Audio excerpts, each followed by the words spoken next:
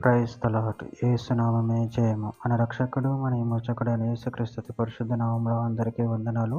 చిన్న ప్రార్థన ద్వారా రాత్రికాల వాక్య ధ్యానించుకుందాము. పరిశుద్ధుడ మహాగణుడైన దేవ యేసయ్య, నీకు వేలాది వందనములు, కృతజ్ఞత, స్తుతి, స్తోత్రం చెల్లించుకుంటున్నాను దేవ రాత్రికాల సమయంలో ప్రభు వాక్య భాగం ధ్యానిస్తుండగా వాక్య భాగం మాకు అర్థమవుతూ సహాయం చేసి మీ కృపలో బలపరిచి మీకు మాదిరిగా మమ్మల్ని నడిపించమని చిన్న ప్రార్థన యేసు నామములో అడిగి వేడుకుంటున్నాను తండ్రి. Amen amen.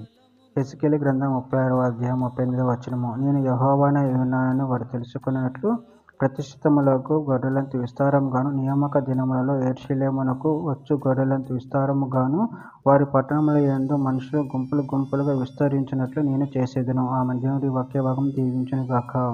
ప్రభునందు ప్రియులారా, ఇక్కడ వాక్య భాగంలో గమనించినట్లయితే, నేను యెహోవానై ఉన్నానని వారు తెలుసుకున్నట్లు ప్రతిష్ఠితములకు గొర్రెలంత విస్తారముగాను, నియామక దినములలో యెరూషలేమునకు వచ్చు గొర్రెలంత విస్తారముగాను, వారి పట్టణముల యందు మనుషులు గుంపులు గుంపులుగా విస్తరించినట్లు నేను చేసేదను. అదేవిధంగా వాక్య భాగంలో గమనించినట్లయితే ఇర్మీయా గ్రంథం 29వ అధ్యాయం 11వ వచనం, నేను మిమ్మల్ని గూర్చి ఉద్దేశించిన సంగతులు నేను ఎరుగుదును, రాబో కాలమందు మీకు నిరీక్షణ కలుగునట్లుగా అవి సమాధానకరమైన ఉద్దేశములే గాని హానికరమైనవి కావు. ఇదే యెహోవా వాక్కు.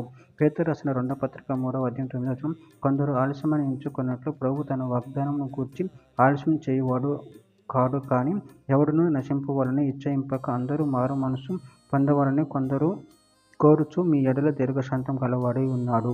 ఆదికాండం 12వ అధ్యాయం 2వ వచనం, నిన్ను గొప్ప జనముగా చేసి నిన్ను ఆశీర్వదించి నీ నామమును గొప్ప చేయుదును, నువ్వు ఆశీర్వాదముగా నుందుదువు.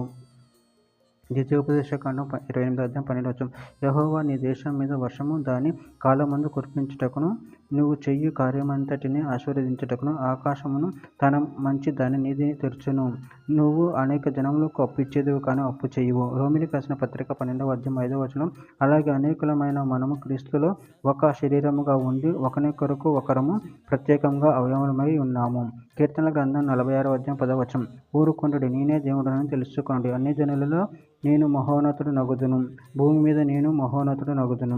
చివరిగా ఒక మాట, రోమీయులకు రాసిన పత్రిక 10వ అధ్యాయం 12వ వచనం, కాగా వినుట వలన విశ్వాసము కలుగును, వినుట క్రీస్తుని గూర్చిన మాట వలన కలుగును. ఆమె దేవుడి వాక్య భాగం దీవించిన కాక చిన్న ప్రార్థన చేసుకుందాము.